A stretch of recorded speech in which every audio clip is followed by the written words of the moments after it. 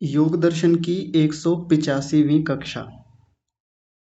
योग दर्शन का दूसरा साधन पाद चल रहा है और साधन पाद में हम 13वें सूत्र को देख रहे थे। 13वें सूत्र में हमारी चर्चा कर्माशयों को लेकर चल रही है। कल की कक्षा में हमने देखा था कि जो दृष्ट जन्म वेदनीय कर्माशय होते हैं वो एक विपाकारंभी हो सकते हैं या द्विविपाकारंभी हो सकते हैं। दृष्ट जन्म वेदनीय का मतलब होता है जो इसी जन्म में जो कर्माशय हमको फल देगा उसको दृष्ट जन्म वेदनीय कर्माशय बोलेंगे। वो या तो एक विपाकारंभी हो सकता है यानी एक फल को देने वाला हो सकता है। और एक फल कौन सा होगा? भोग हेतुत्वात्, या तो भोग को देगा, या वो द्विविपाकारंभी हो सकता है, दो भोगों को देने वाला हो सकता है। दो भोगों में क्या चीजें मिल सकती हैं हमको? आयु और भोग मिलेंगे। आयु घट सकती है या बढ़ सकती है, साथ में भोग घट सकते हैं बढ़ सकते हैं इसी जन्म में।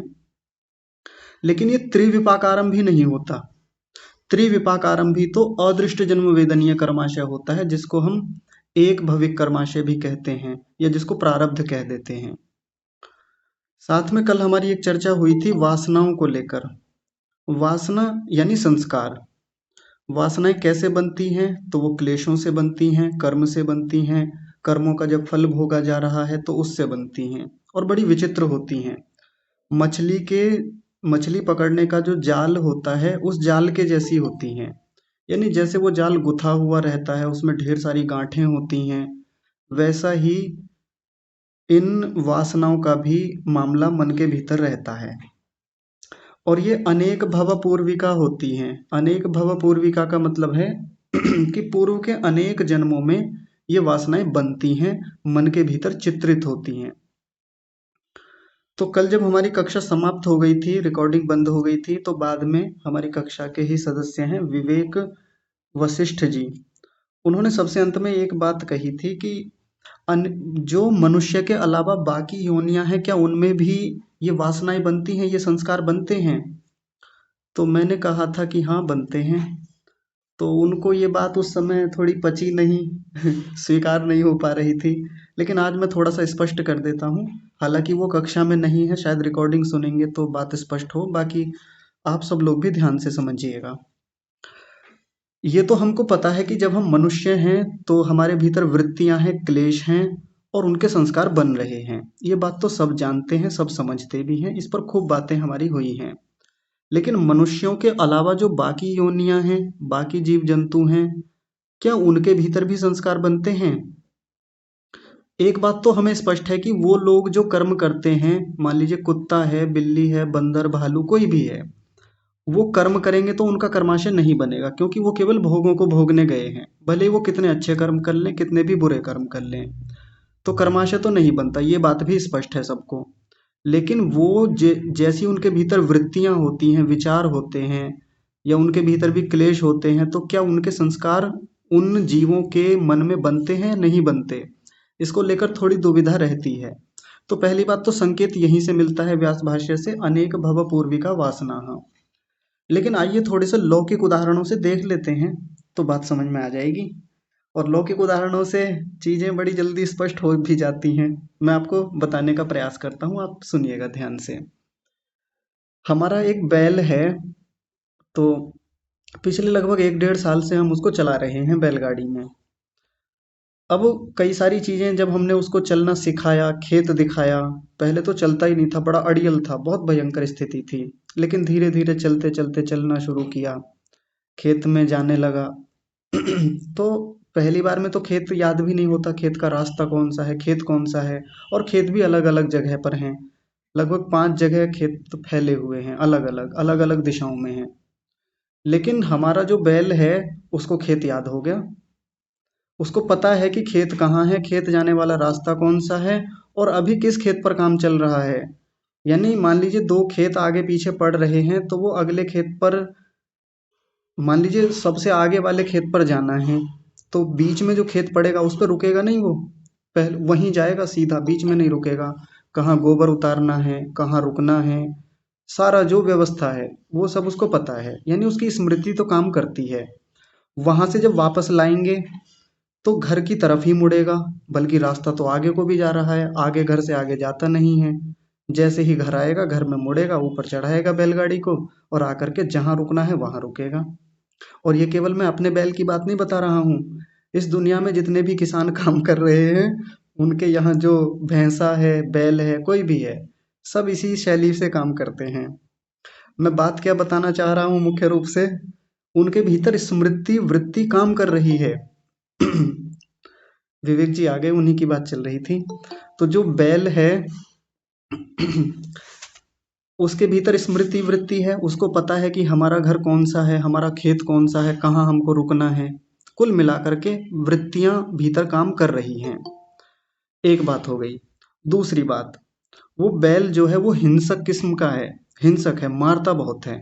यानी उसको यदि मौका मिले तो मारने से पीछा पीछे नहीं हटता। हिंसक है, मारता है, इसका मतलब द्वेष के संस्कारों, द्वेष की वृत्तियां उसके भीतर हैं। दो बातें हो गई। तीसरी बात, उसका उसको छोड़ दीजिए, एक और जानवर का या किसी और पशु का उदाहरण ले लीजिए। हमारे घर में कुत्ता हो सकता है, बिल्ली हो सकती है, गिलहरी हो सकती है, तोता हो सकता है, या कोई भी आसपास कोई जंतु। उसका अपने मालिक के प्रति या जिसने उसको पाला है, या उस जंतु का अपने माता पिता के प्रति बहुत प्रेम होता है, बहुत राग होता है। यानी राग की भी वृत्तियां हैं उसके भीतर। कुल मिलाकर के मैंने जितने उदाहरण आपको दिए, उसके भीतर स्मृति वृत्ति भी काम कर रही है, राग की वृत्ति भी काम कर रही है, द्वेष की वृत्ति भी काम कर रही है। बाकी जीव जंतु जितने भी हैं, और स्मृति बहुत अच्छी होती है उनकी, ऐसा ना समझे कि स्मृति होती नहीं है इनमें।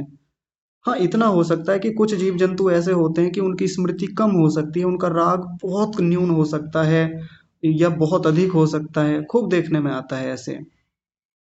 नीलगाय के जो बच्चे होते हैं उनका अपने माता पिता के प्रति बड़ा राग होता है, विशेषकर माँ के प्रति। कितने भी उन्हें दौड़ा लें, कितने भी भगा लें खेतों से, नीलगाय कितनी भी दूर निकल जाएं, लेकिन वो पकड़ ही लेते हैं अपनी माँ को कुछ भी करके। वैसे ही नीलगाय भी अपने बच्चे के साथ ही रहती है। ये सब जगह देखने में आता है, सब जंतुओं के साथ ये स्थितियां हैं। यानी वृत्तियां हैं तो संस्कार तो बन रहे होंगे निश्चित रूप से। ये हम अर्थापत्ति से भी समझ सकते हैं, ऐसा ही निकल के आता है। तो बाहर की दुनिया में हम देखें, व्यवहारिक जीवन में लोक के उदाहरण देखें, तो ये तो वैसे भी समझ में आ जाता है कि वहाँ भी संस्कार बनते होंगे। हाँ, मामला बस इतना है कि हो सकता है संस्कारों की तीव्रता वैसी ना हो, इंटेंसिटी वैसी ना हो जैसी मनुष्य के जीवन में होती है। हम मनुष्य लोग जो हैं, हमारी स्मृति थोड़ी बेहतर होती है पशुओं के मुकाबले, बाकी जीव जंतुओं के मुकाबले। हमारे भीतर वृत्तियां कुछ अलग तरीके से काम करती हैं। क्यों? क्योंकि हमारी जो इंद्रियां हैं, हमारे जो सेंस ऑर्गन्स हैं, ये बाकी जीवों के मुकाबले बहुत बेहतर हैं, बहुत शानदार हैं। और बाकी जीवों के पास भी कुछ ऑर्गन्स ऐसे हैं, कुछ इंद्रियां ऐसी हैं जो मनुष्य से बेहतर हैं।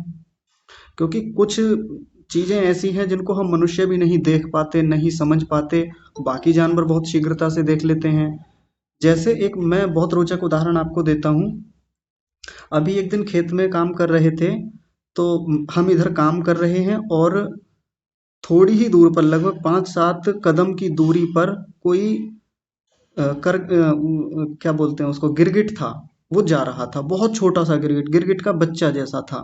हमको पता नहीं, हमको दिख भी नहीं रहा है, क्योंकि वो गन्ने के पत्तों के रंग का ही होता है, बिल्कुल दिखता भी नहीं उसमें। अगर पास जाके देखें तो दिखता है। और उससे करीब 30-35 कदम दूर, और उस पे भी पेड़ के नीम का पेड़ है, उस पेड़ के ऊपर एक बाज बैठा हुआ था। बाजों की भी कई प्रजातियां होती है, तो उसमें एक छोटे बाज की प्रजाति थी, बहुत दूर बैठा हुआ है। जहां से यदि मैं जाकर के बैठ जाऊं तो मुझको वो गिरगिट दिखेगा नहीं। गिरगिट छोड़िए, गिरगिट का पिता, वो जो बच्चा था उसका पिता भी होता ना, मोटा गिरगिट भी होता, वो भी नहीं दिखता। लेकिन इतनी दूरी से, बहुत दूरी से, पेड़ के ऊपर बहुत ऊंचाई पे बैठा हुआ वो बाज उस गिरगिट के बच्चे को देखता है और एक बार में झपट्टा मार करके ले जाता है। यानी इंद्रियां कुछ जीवों की हम मनुष्यों से भी बेहतर हैं। लेकिन कुल मिलाकर के हमारा जो मन है, हम मनुष्यों का या बुद्धि का स्तर कह लें, या परमात्मा ने ऐसी व्यवस्था हमारे भीतर बनाई कि वृत्तियों का मामला हमारे भीतर, संस्कारों का मामला हमारे भीतर बाकी जीवों से कुछ बेहतर है, कुछ अधिक तीव्रता से काम करता है, इंटेंसिटी हमारे भीतर जाता है। बाकी जीवों में हो सकता है संस्कार उतनी तीव्रता से, उतनी सघनता से, घनिष्ठता से न बनते हों, लेकिन अनुमान तो हम लगा सकते हैं कि बनते तो होंगे। एक और महत्वपूर्ण बात आपके सामने रखता हूं, ध्यान से समझिएगा। वृत्तियां चित्त का परिदृष्ट धर्म होती हैं। परिदृष्ट धर्म पीछे मैंने खूब बताया है। परिदृष्ट धर्म का मतलब होता है कि वृत्तियों का अनुभव आसानी से हम कर लेते हैं, पता चल जाता है कि ये वृत्ति है, ये विचार चल रहा है, ये वृत्ति आई, ये वृत्ति गई। लेकिन संस्कार जो हैं वो चित्त का अपरिदृष्ट धर्म होते हैं। संस्कारों को पकड़ पाना, अनुभूत कर पाना, सीधे सीधे महसूस कर पाना आसान काम नहीं होता। योगियों के बलबूते की बात होती है वो, या एक स्तर के बाद व्यक्ति समझने लगता है। तो संस्कार चित्त का अपरिदृष्ट धर्म है, वृत्तियां चित्त का परिदृष्ट धर्म है। अब बाकी जीवों में जो वृत्तियां पकड़ में आ रही हैं, जो हम देख लेते हैं कि हाँ देखो स्मृति तो अच्छी है इनकी, बैलों की, बिल्लियों की, कुत्तों की, या बाकी चीजों में भी द्वेष करते हैं, राग करते हैं, और भी चीजें हैं, या अभिनिवेश क्लेश भी है उनके भीतर, डरते भी हैं। तो वृत्तियां तो उनकी पकड़ में आती हैं, लेकिन उनके भीतर संस्कार कैसे बन रहे होंगे ये हम नहीं पकड़ सकते। ये तो हो सकता है वो भी ना पकड़ पाते हों। क्यों? क्योंकि संस्कार चित्त का अपरिदृष्ट धर्म होता है। इसको तो एक साधक व्यक्ति या बहुत आगे जाकर के योगी व्यक्ति बहुत बारीकी से पकड़ता है, बहुत सूक्ष्मता से पकड़ता है और यथावत पकड़ता है। और तीसरे पाद में ऐसी बड़ी बड़ी सिद्धियां आएंगी कि एक साधक जब ऐसी ऊंची सिद्धि प्राप्त कर लेता है तो उसको पूर्व के कई जन्मों के संस्कार तक याद आ जाते हैं। और इतने इतने लंबे संस्कार उसको याद आते हैं कि सैकड़ों, हजारों, लाखों, करोड़ों जन्मों तक के संस्कार याद आ जाते हैं उसको, उन सबका प्रत्यक्ष कर लेता है। रोचक बात है।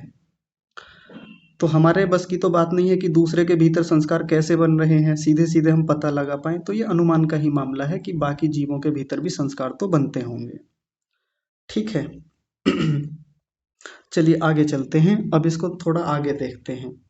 यहाँ तक हमारी बात पूरी हो गई थी कि ये अनेक भव पूर्विका वासना कैसे बनती हैं, अनेक जन्मों में जो वासनाएं तैयार होती हैं उनके बनने की, चित्रित होने की प्रक्रिया क्या है। आगे जो पीछे एक बात कही थी उसी को थोड़ा सा आगे बढ़ा के कह रहे हैं, यस्तु अयम कर्माशय एष एव एक भविक उक्त इति। यस्तु अयम, किंतु कर्माशय जो होता है वो एक भविक कहा जाता है। उक्त, उक्त यानी कहा जाता है, यानी ये तो एक भविक ही होता है। पिछली बात को ही कह रहे हैं। यानी ये वासनाएं तो अनेक भव पूर्विका हो सकती हैं, अनेक जन्मों में बनी होती हैं और अनेक जन्मों तक जाती रहती हैं, अनेक जन्मों तक उनकी प्रक्रिया चलती रहती है। किंतु कर्माशय जो होता है वो एक भविक होता है, यानी इसी मनुष्य जीवन में ही बनता है, ऐसा भी अर्थ ले सकते हैं। एक भविक का मतलब एक मनुष्य जीवन में ही बनता है, या कहें कि जो कर्माशय वो प्रारब्ध वाला होता है वो एक भविक होता है, यानी एक जन्म को ही देने वाला होता है, ऐसा भी कह सकते हैं। आगे देखिए, आगे कह रहे हैं ये संस्काराः स्मृति हे स्मृति हेतवः ता वासनाः ताः च अनादिकालिना इति।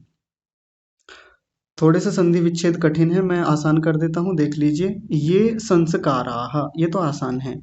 आगे है स्मृति हेतवः, स्मृति हेतवः और साथ में जुड़ा हुआ है ताः, ये ता बोल दीजिए। फिर आगे है वासनाः, यानी विसर्ग लगेगा, वासनाः, फिर से ताः शब्द जुड़ा हुआ है, च जुड़ा हुआ है, च यानी और अनादिकालीना इति, ये शब्द हैं। ये संस्काराः स्मृति हेतवः, ये जो संस्कार हैं, जिन संस्कारों की अभी बात चल रही थी, ये क्या होते हैं?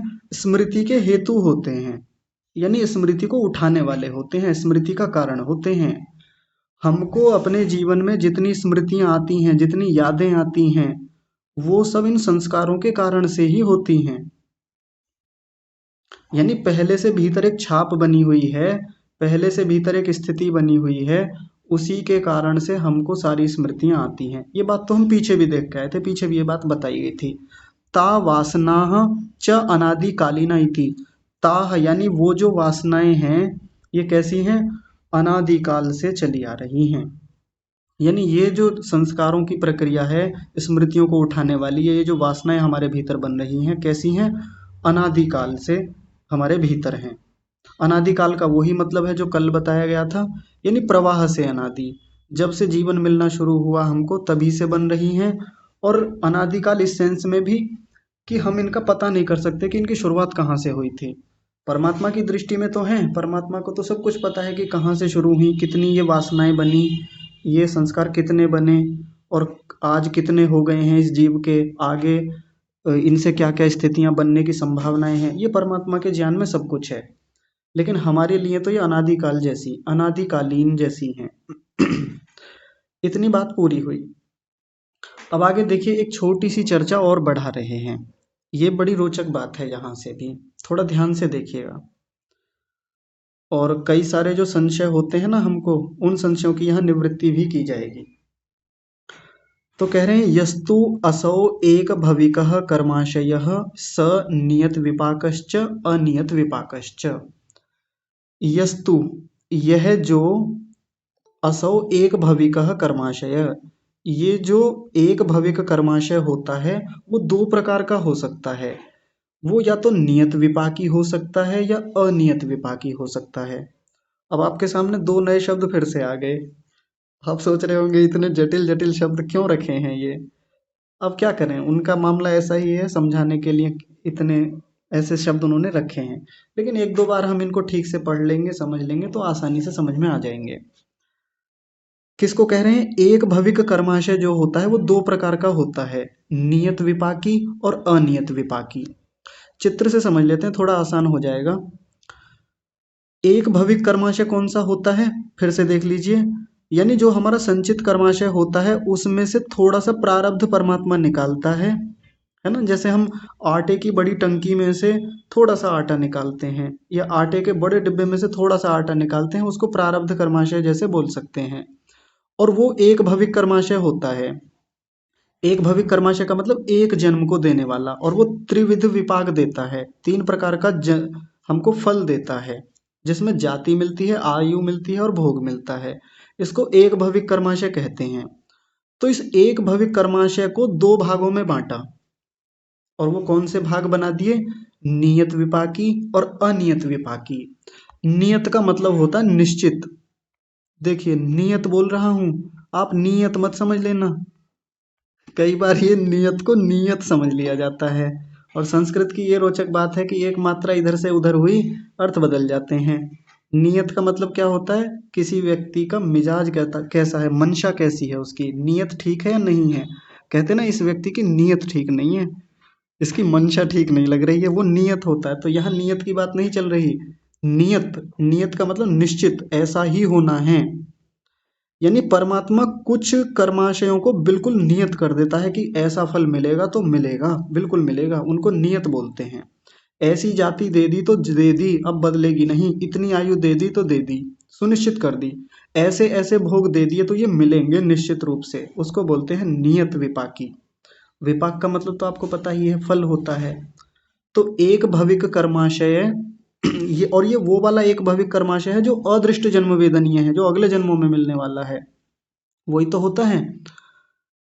तो पहला क्या हो गया, नियत विपाकी, और दूसरा भेद क्या बताया, अनियत विपाकी। अनियत विपाकी का मतलब होता है जो निश्चित नहीं है। अब वो जो निश्चित है वो तो परमात्मा पहले ही निकाल के ला चुका है, प्रारब्ध में है हमारे, और ये फल को निश्चित देगा, निश्चित ही मिलने वाला है, इसको कोई बदल नहीं सकता। हाँ, ये एक अलग बात है कि व्यक्ति की पहले मृत्यु हो जाए तो फिर से परमात्मा प्रारब्ध फिर नया तैयार करेगा, फिर नई जाति, नई तरीके से आयु, नया भोग देगा, लेकिन मिलेगा जरूर। अभी एक भविक कर्माशय की बात चल रही है, जब परमात्मा ने पूरा जीवन दे दिया है, जाति आयु भोग निर्धारित कर दिए हैं, और एक नया जन्म तैयार कर दिया हमारे लिए, तो ये तो मिलना ही तय है हमारे लिए, उसको बोलेंगे नियत विपाकी। लेकिन रोचक बात यह है कि कुछ कर्माशय इसमें अनियत विपाकी भी होते हैं। अनियत विपाकी का क्या मतलब है, अनियत विपाकी का मतलब ये है कि सीधे सीधे निश्चित नहीं है, लेकिन वो नियत विपाकी कर्मों के साथ मिल करके, यानी परमात्मा संचित में से थोड़े थोड़े उठाएगा, बाद में भी उठाता रहता है परमात्मा। एक तो पहले प्रारब्ध का उठा लिया जो बिल्कुल निश्चित है, नियत है। एक है कि इन्हीं में से थोड़े थोड़े हल्के हल्के छोटे छोटे कर्मों को उठाएगा, और उनका फल इन्हीं के साथ दे भी सकता है, नहीं भी दे सकता है, इसलिए उसको कहते हैं अनियत विपाकी। निश्चित नहीं है, दे दे ना भी दे। अगर दे देगा तो ठीक है, वो कट जाएंगे, नहीं देगा तो आगे फिर नया प्रारब्ध उन्हीं में से बना लेगा, नए तरीके से निकाल करके और जाति आयु भोग देगा, एक भविक कर्माशय और नए बनाएगा। ये सिद्धांत है। थोड़ा आराम से समझिए, ध्यान से समझिए, तो आ जाएगा समझ में। परमात्मा प्रारब्ध बनाता है, यानी जो हमने पहले से कर्म कर रखे हैं उनमें से कुछ कर्माशय तैयार करता है, उससे जो जाति आयु और भोग मिलते हैं उसको एक भविक कर्माशय कहते हैं। ये नियत भी हो सकता है और अनियत भी हो सकता है। नियत किस रूप में हो सकता है कि निश्चित रूप से फल देगा ही देगा, इसी जन्म में देगा, जो फल जो जन्म निश्चित कर दिया परमात्मा ने। और अनियत वो होते एक भविक ही हैं, ये एक ही जन्म में देने वाले होते हैं, लेकिन उधर संचित में से निकाल करके लाता है और थोड़े थोड़े से इन्हीं के साथ जोड़ करके दे भी सकता है, नहीं भी दे सकता है। अब दे सकता है और नहीं भी दे सकता है चूंकि अनिश्चित है, तो ये ऐसा कैसे करता है परमात्मा, उसके करने की विधि अब आगे व्यास जी ने बताई है, बहुत रोचक विधि है। और हम अब अपने जीवन में टटोल करके देखेंगे कि कैसे ये चीजें काम कर रही होती हैं। हालांकि ठीक ठीक पता कर पाना बहुत मुश्किल है, लेकिन फिर भी अनुमान से और जीवन के उदाहरणों से हम देखने का प्रयास करेंगे कि चीजें कैसे काम कर रही हैं। देखिए, तत्र अदृष्ट जन्म वेदनीयस्य नियत विपाकस्यैव अयं नियमो न तु अदृष्ट जन्म वेदनीयस्य अनियत विपाकस्य। पहले एक छोटी सी बात बता रहे हैं, फिर उसके बाद में इनको खोलेंगे। तत्र माने वहां पर, यानी ये जो चर्चा चल रही है नियत विपाकी की और अनियत विपाकी की, या ऊपर जो एक भविक कर्माशय बताया, यानी एक भविक कर्माशय में जो त्रिविपाक हमको मिलते हैं, त्रिविध विपाक मिलते हैं, जाति आयु और भोग, ये जो नियम है ना, ये अदृष्ट जन्म वेदनीय नियत विपाकी के साथ लगेगी। ये जो नियम चल रहा है एक भविक कर्माशय वाला, न तू अदृष्ट जन्म वेद न तू दृष्ट जन्म वेदनीय न तू अदृष्ट जन्म वेदनीय अनियत विपाकस्य, अनियत विपाकी के साथ ये नहीं लगेगा। ये बात थोड़ी सी अभी कठिन लग रही होगी, इसको आगे समझ में आ जाएगी, ये मैं फिर से बताऊंगा इसको। देखिए, तो इसमें आगे कह रहे हैं कस्मात, क्यों, ऐसा किस लिए, तो इसको आगे खोल के जब बताएंगे तो बात पूरी स्पष्ट हो जाएगी। अभी कस्मात यानी क्यों, तो कह रहे हैं यो ही अदृष्ट जन्म वेदनीय नियत विपाकः तस्य त्रयो गति ही। ये जो अदृष्ट जन्म वेदनीय कर्माशय हैं और उनमें भी जो अनियत विपाकी कर्म हैं, अनियत जिनको नियत नहीं किया गया है, वो उनकी तीन गतियां होती हैं। फिर से समझिए, अदृष्ट जन्म वेदनीय कर्माशय जो अगले जन्मों में मिलेंगे लेकिन अनियत हैं, अभी निश्चित नहीं किए गए हैं, जो मैं अभी बता रहा था ना यहाँ पर कि इनमें से अनियत भी निकल के आते हैं कि दे भी सकता है परमात्मा उनका फल और नहीं भी दे सकता है। तो उनकी तीन गतियां होती हैं, वो कैसी होती हैं, तो पहली गति ये रही जो लाल रंग से लिखी है, वो क्या होती है, कृतस्य अविपक्वस्य विनाशः, किए हुए का और अभी नहीं भोगे हुए कर्माशय का विनाश हो जाता है। यानी जो कर्माशय हमारा संचित है उसमें से अभी भोगा भी नहीं गया है और उसका विनाश हो जाएगा। यानी हमारा किया हुआ कर्माशय बिना भोगे भी नष्ट हो सकता है। आपको बड़ा अजीब लगेगा जान करके, और ये बड़ा बहस का एक विषय रहता है कि जो कर्म हमने किया है उसको क्या भोगना ही पड़ेगा या बिना भोगे भी वो समाप्त हो सकता है। तो हम सब लोगों की एक राय यही बनी हुई रहती है कि हमने अपने जीवन में जो भी कर्म किए हैं भोगने तो पड़ेंगे, उनको बिना भोगे परमात्मा ऐसे छोड़ेगा नहीं, और अगर छोड़ देगा, कर्म पहले से कर रखे हैं तो ये तो अन्याय हो जाएगा, ऐसा हमने सुन रखा है। और सामान्य रूप से ये बात ठीक भी है, हमको सामान्य रूप से ये कथन जब से पढ़ाया गया, सिखाया गया, हमारी धारणाएं बन गई, बिल्कुल ठीक है, ये हर जगह लागू हो जाएगा। लेकिन इसमें भी अपवाद हैं। यहाँ बिल्कुल साफ साफ लिखा हुआ है कि किए हुए का, कृतस्य का मतलब है किए हुए का, अविपक्वस्य, अविपक्वस्य जो भोगा नहीं गया है, विपक्वस्य का मतलब होता है जिसका फल दे दिया गया है या भोग लिया गया है। भोग करके तो नाश हो जाता है, ये तो हम जानते हैं, लेकिन यहाँ लिखा हुआ है अविपक्वस्य, जो भोगा भी नहीं गया है, जिसने फल भी नहीं दिया है, उसका विनाश हो जाता है। लिखा हुआ है, सीधा वचन है। तो ये किस स्थिति में होता है ऐसे, ये उस स्थिति में हो सकता है कि कोई योगी है जिसने अपने क्लेशों को समाप्त कर लिया है, उसके साथ ये लागू होगा। और यहाँ भी एक बात आती है, कई बार लोग कहते हैं कि कोई योगी जब मुक्ति में चला गया है, कोई आत्मा मुक्ति में चला गया, तो उसके जो कर्माशय बचे रह गए, क्या वो आगे मुक्ति से लौट के आने के बाद कर्मों का फल देते हैं? ऐसा कई लोग कहते हैं, और वो बिल्कुल स्पष्ट कहते हैं, हाँ, कर्माशय बचा रह जाता है, ऐसे बिना भोगे तो कभी नष्ट नहीं होगा। लेकिन एक पक्ष ये भी कहता है कि जिस समय कोई योगी मुक्ति में जाता है, तो मुक्ति में जाते ही उसके सारे कर्माशय जो हैं वो समाप्त हो जाते हैं, और उसके साथ कुछ नहीं जाता, और आगे जब मुक्ति से लौटकर वो फिर से आता है, तो फिर से एक नया जीवन, सामान्य रूप से साधारण मनुष्य का जीवन उसको दिया जाता है। एक दूसरा पक्ष ये है। तो हम लोग ज्यादातर क्या मानते हैं कि हमारे कर्म नष्ट नहीं होते, लेकिन देखिए बिल्कुल स्पष्ट लिखा हुआ है, किए हुए का और जिसको भोगा भी नहीं गया है उसका विनाश हो जाता है। कैसे हो जाता है? तो इसमें कई लोग बड़े तर्क देते हैं, बड़ी इस पर बहस रहती है, बड़े विवादों का और चर्चाओं का ये विषय रहता है, आजकल भी विद्वानों के बीच बहुत चल रहा है ये। तो मैं इसमें एक दो तर्क रखने का प्रयास करता हूँ, आप देखिएगा।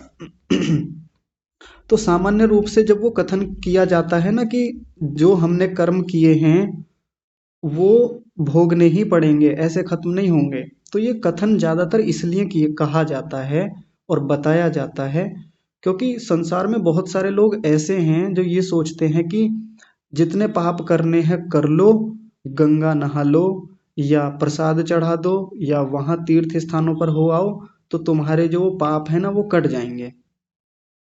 उन लोगों का खंडन करने के लिए, उन लोगों को समझाने के लिए सामान्य रूप से यही कथन कहा और बताया जाता है कि यदि कर्म किया है तो भोगना तो पड़ेगा ही। और बात ठीक है बिल्कुल।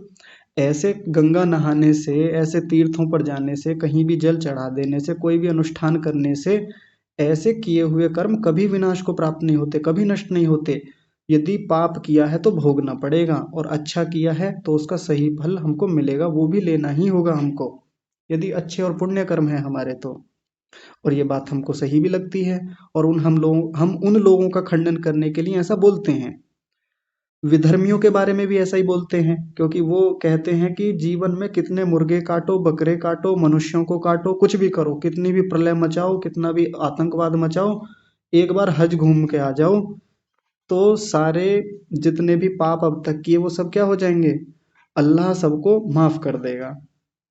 तो उन लोगों का खंडन करने के लिए हम बड़ी जल्दी एकदम से बोल देते हैं कि यदि कर्म किया है तो फल तो भोगना पड़ेगा।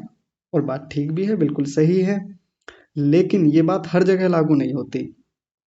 एक योगी जिसने अपने क्लेशों को समाप्त कर लिया है, 12वें सूत्र के व्यास भाष्य की अंतिम पंक्ति में बिल्कुल साफ साफ लिखा हुआ था कि जिसने अपने क्लेशों को क्षीण कर लिया है उसका अदृष्ट जन्म वेदनीय कर्माशय नहीं होता, यानी आगे आने वाले जन्मों में कभी फल को नहीं देगा। बिल्कुल स्पष्ट है, क्योंकि कर्माशय बनने में क्लेशों की जरूरत होती है, और कर्मों का फल देने में भी क्लेशों की जरूरत होती है।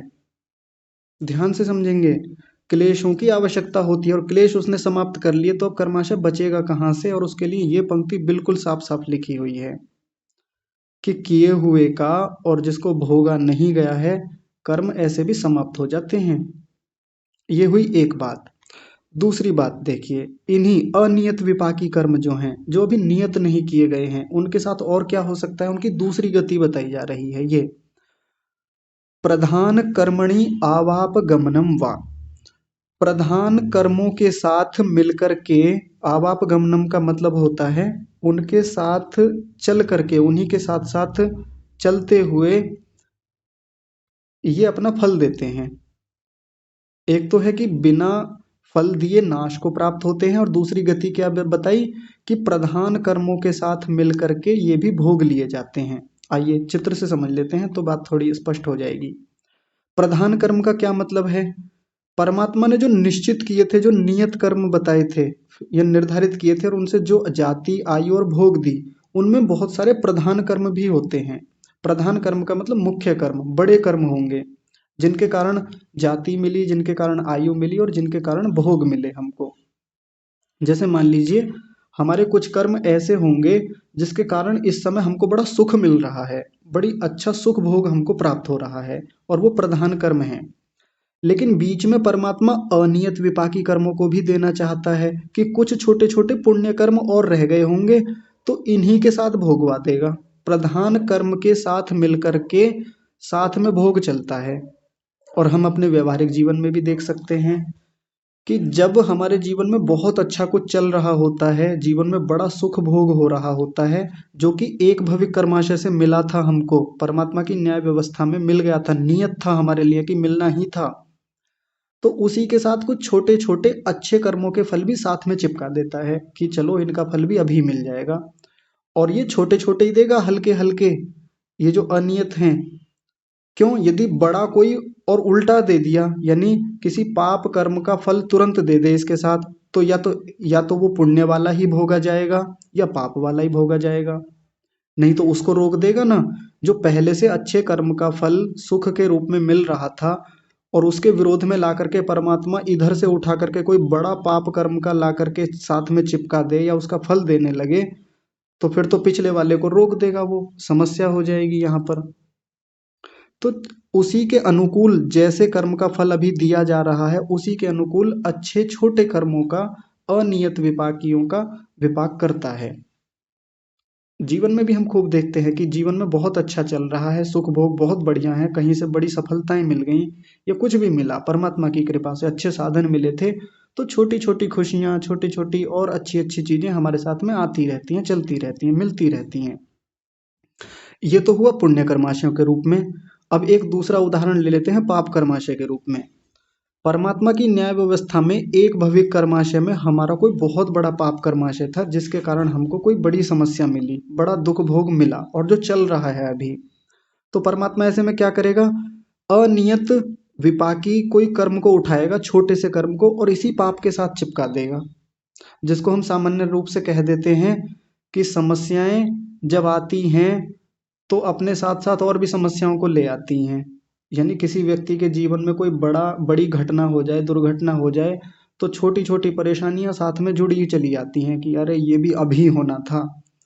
वो होता ना कंगाली में आटा गीला, एक तो कंगाली पहले से ही बहुत थी, अब आटा और गीला हो गया, यानी आगे भोजन मिलने की वो संभावनाएं भी जाती रहीं। ऐसा होता है, सामान्य रूप से हम देखते भी हैं व्यवहारिक जीवन में। ठीक ठीक कहना बहुत मुश्किल है, लेकिन अनुमान लगा करके या जैसा ऋषि ने प्रमाण दिए हैं, ऐसे हम देख सकते हैं। किसी व्यक्ति का जन्म कहीं खराब स्थान पर हुआ, माता पिता जो थे बड़े दुष्ट मिले, आसपास का वातावरण बहुत खराब मिला, व्यवस्थाएं बड़ी खराब मिली, तो उस बच्चे का जीवन बिगड़ता चला गया, आगे जा करके संगति बहुत खराब हो गई, बहुत चीजें बिगड़ी, और वो दुखों को भोग रहा है इस समय, जो बिगाड़ उसका हुआ, क्योंकि मिलना ही था, नियत था, वो एक भविक नियत कर्माशय था उसका, ये तो मिलना ही था, मिल रहा है और बड़ा भोग है, तो खूब दुखों को भोग रहा है। तो साथ में परमात्मा क्या करेगा? उसी प्रधान कर्म के साथ, ये प्रधान कर्मों का फल मिल रहा था उसको इतने बड़े दुख के रूप में, तो पीछे संचित कर्माशय में से छोटे छोटे से पाप कर्म उठा करके इसी समय चिपका देगा। चिपकाना शब्द में थोड़ा उस सेंस में बोल रहा हूँ ताकि थोड़ा सा भाषा आसान हो जाए, उन्हीं के साथ संलग्न कर देगा, उन्हीं का फल तुरंत उन्हीं के साथ देता रहेगा। दे भी सकता है, नहीं भी दे सकता, इसीलिए मैंने बोला था इनको अनियत विपाकी कहते हैं। और ये व्यवहारिक जीवन में हम खूब देख सकते हैं। तो यदि हमारे जीवन में कोई बड़ी समस्या आई है, कोई बड़ा भोग हमको लग रहा है कि परमात्मा की ओर से मिल रहा है, और साथ में फिर छोटी छोटी समस्याएं आती दिखें कि ये भी अभी समस्या आनी थी, एक तो पहले से ही आफत बहुत है जीवन में, ये और नई आफत जुड़ गई है छोटी सी, इसको भी अभी आना था, इसको भी अभी परेशान करना था, तो थोड़ा अनुमान से हम जान सकते हैं कि ये अदृष्ट जन्म वेदनीय एक भविक कर्माशय का अनियत विपाकी कर्माशय आकर के जुड़ रहा है। मैंने शास्त्र के शब्द बोले हैं, यदि आप प्रत्येक शब्द का अर्थ समझते हैं, जो मैंने कितनी बार दोहराए होंगे, तो शायद इस बात को समझ पाए होंगे। मैं फिर से बोलता हूँ, एक भविक कर्माशय में जो जो नियत विपाकी होता है प्रधान कर्म, उसी के साथ जुड़ करके ये अनियत विपाकी कर्म भी जुड़ जाते हैं और अपना फल देते हैं। व्यास भाष्य पर फिर से लौटते हैं। प्रधान कर्मणि आवाप गमनम वा, प्रधान कर्म के साथ मिलकर के उसी के साथ साथ चलते हुए ये भी अपना फल दे देते हैं। एक और उदाहरण से इस पंक्ति को बहुत अच्छे से समझा जा सकता है, बड़ा प्रसिद्ध उदाहरण है जो विद्वानों के द्वारा दिया जाता है।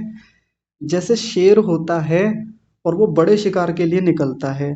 तो छोटे छोटे जानवर जो होते हैं ना, भेड़िया टाइप के, गीदड़ टाइप के, वो भी शेर के पीछे पीछे चल देते हैं, क्योंकि शेर उनका शिकार तो करता नहीं है। ये उस शेर के पीछे चलते रहते हैं कि शेर जब शिकार करेगा ना, हम भी उधर ही हाथ मार लेंगे, हम भी साथ में शिकार हमारा भी हो जाएगा। करते हैं ना। सीधे खुद तो मार नहीं सकते किसी हिरन को, हिरन बहुत तेज भागता है, भेड़िया उतना तेज नहीं भाग पाएगा। तो शेर ने हिरन को मारा, खा लिया, थोड़ा बहुत बचा दिया, इधर उधर कुछ रह गया। तो ये गीदड़, भेड़िया या और भी जो जानवर हैं जो मांसाहारी हैं, छोटे हैं, सीधे बड़ा शिकार नहीं कर सकते, तो ये उसी के साथ जुड़ करके अपना काम चला लेते हैं। ऐसे ही प्रधान कर्म जो परमात्मा ने पहले से नियत कर रखे हैं, निश्चित हैं, अपना फल दे रहे हैं, उन्हीं के साथ ये छोटे छोटे अनियत विपाकी कर्माशय अपना फल देते चले जाते हैं।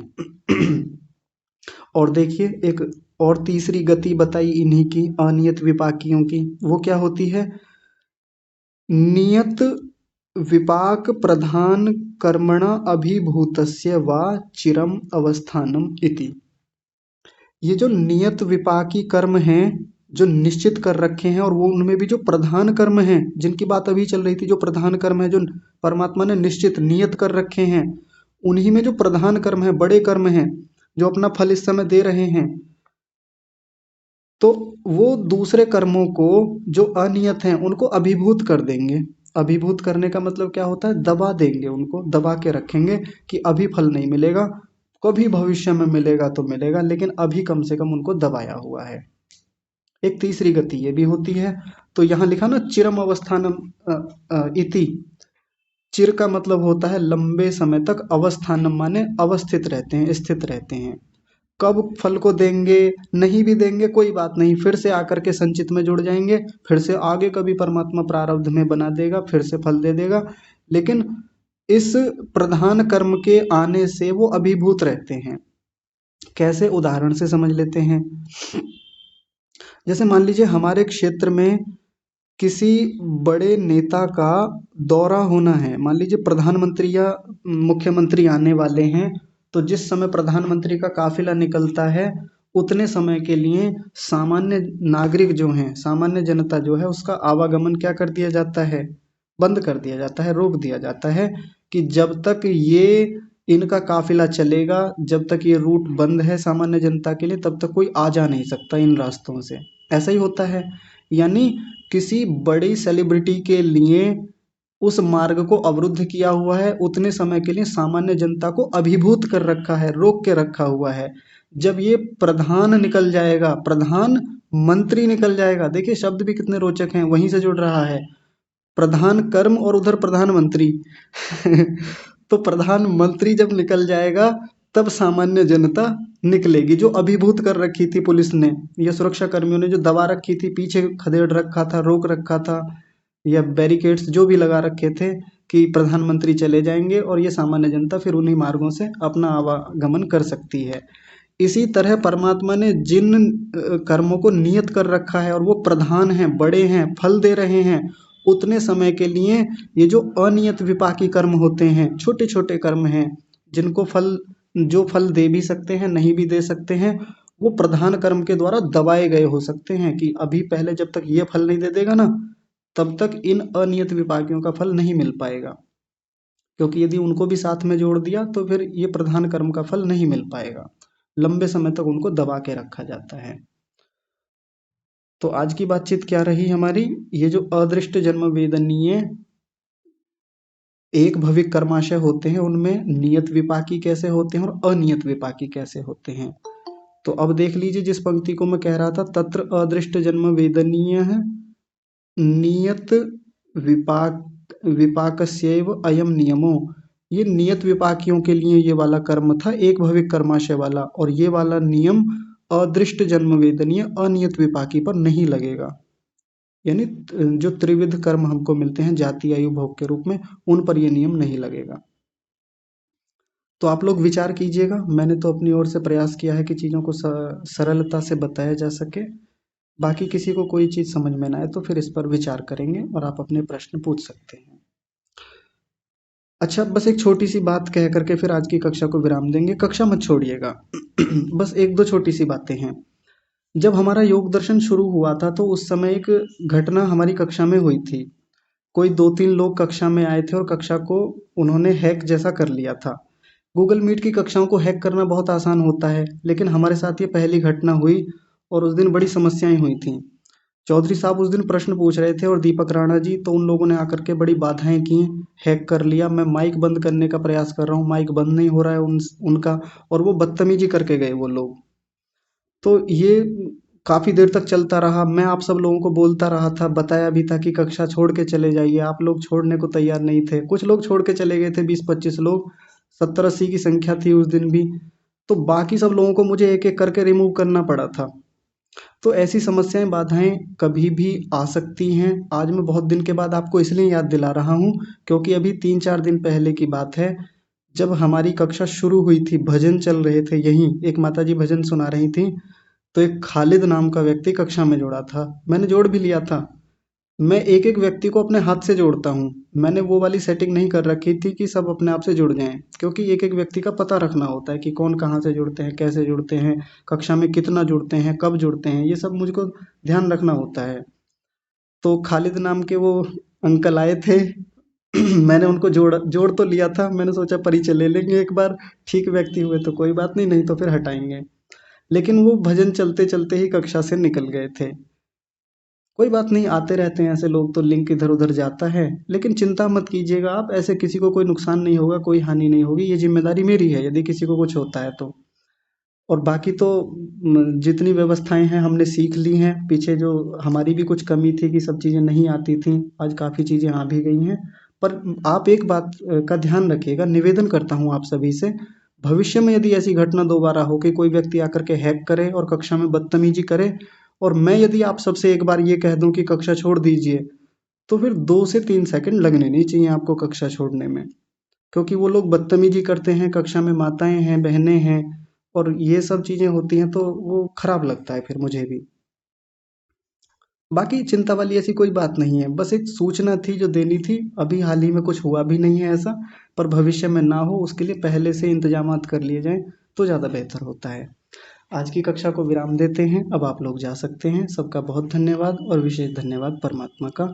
आप सभी को सादर प्रणाम।